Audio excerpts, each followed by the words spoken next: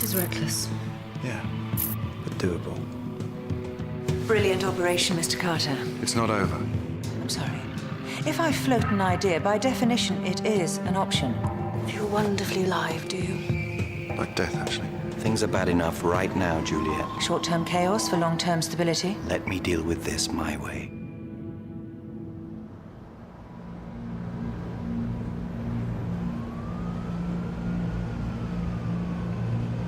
Clive, are you sure? Can I say anything to change your mind? I could use your help in fighting them. 2 men against a new world order, please. Bringing down communism was child's play compared to fighting this velvet fascism. No, I know when to fold. My cottage will do me just fine. You've been doing this longer than any of us. I can't imagine you giving it all up, just like that. What are you going to do with yourself? Don't worry about me, Harry. I'll find better ways to keep myself amused.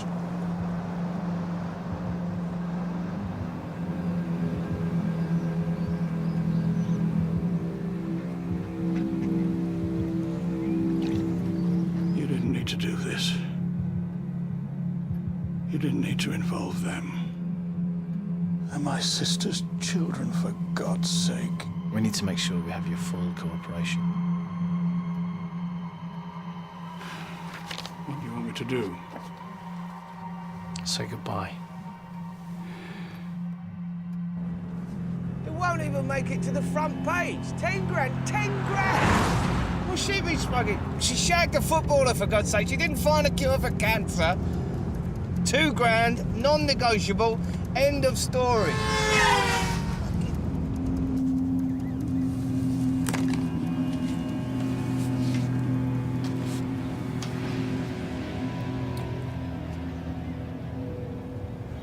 How do you want to do this? As painlessly as possible. But before we do that, I need something from you.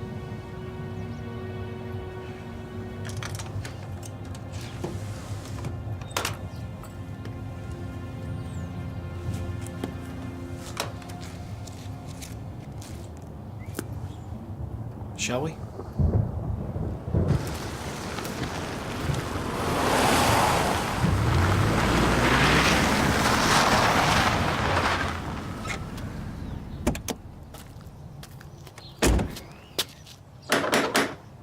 Hello?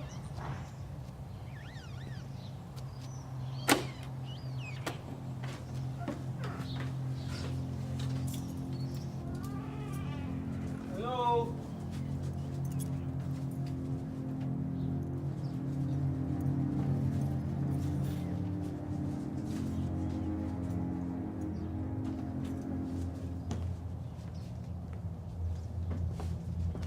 Clive?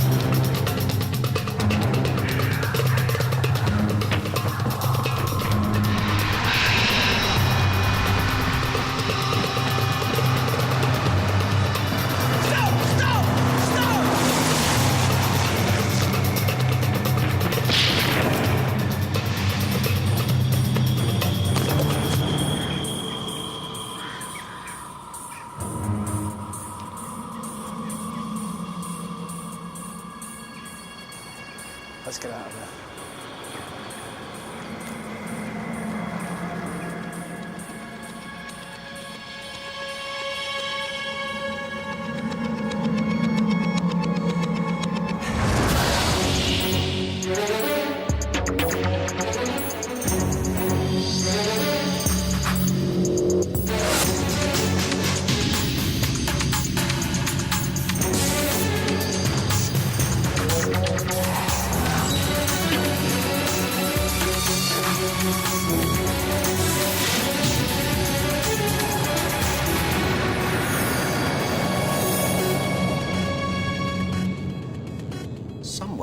these bright young things is your new field officer, Mr. Carter, and your 4 additional desk officers, Miss Evershed, courtesy of the Home Secretary's timely recruitment drive. Shortlists by tomorrow morning, please. We're getting first dibs ahead of the other sections. Ugh. 6 languages, a double first from Bristol, and hobbies include kite surfing. Oh, cute too. Better brush up your CVs, boys. I thought that's why we had vetting consultants, so that we didn't have to go through the sordid details of each candidate. I like to know the sordid details of anyone I'm going to be working with intimately. Within professional boundaries, of course. Of course. These are the pick of the crop. They had the best scores in the interviews and in the psychometric tests, which our esteemed HR specialist Deborah Langham. will be with us on hand tomorrow to explain more clearly. You can start with the word psychometric. She'll be here in the morning, At 9 a.m., actually. which will give you plenty of time to sift through the dross to choose which are the most stellar candidates to join our illustrious brotherhood. What? No, I was just thinking clique or circle might be more inclusive, do you think? No, I like brotherhood. Anyone else have a problem with my way of expressing myself today? Harry, you need to see this. Well, details are still sketchy, but what we do know is that Clive McTaggart, a former high-ranking member of the intelligence services, was found dead at his home this morning from an apparent suicide. Mr. McTaggart's sister has confirmed that he had been fighting cancer for the past year and that the pain had become increasingly difficult to bear.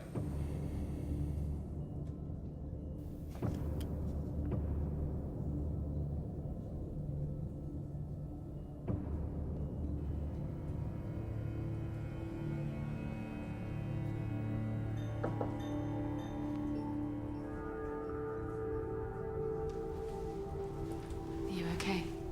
Yes.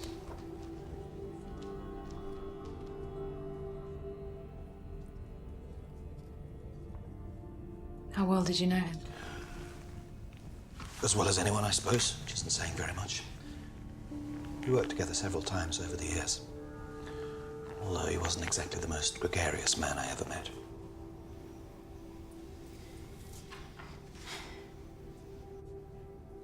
He wasn't married.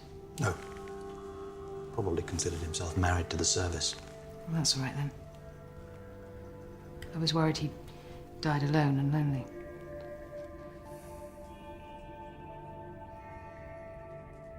If you feel like you want to talk to someone, I don't have any plans later. You know. Thank you, Ruth, but I've got to return a few calls. Nothing like a sudden death to bring an old friends out of the woodwork.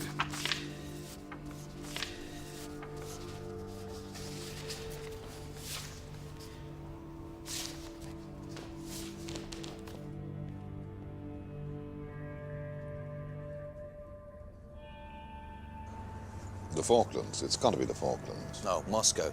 He knew what Brezhnev's flunkies were up to before they did. No, you're both wrong. His finest hour was in recruiting yours truly. I knew he had to have a black mark somewhere. To have achieved all that and end up like he did. That's our lot in life, isn't it? To toil away in the darkness and keep our ever-shrinking realm out of harm's way before withering away in some godforsaken cottage. I'm talking about his state of mind, his disappointment. We let him down. Times change, Harry. He fought a different kind of enemy, one that had a face. You ever get the feeling that the face you're looking for is staring back at you from the mirror?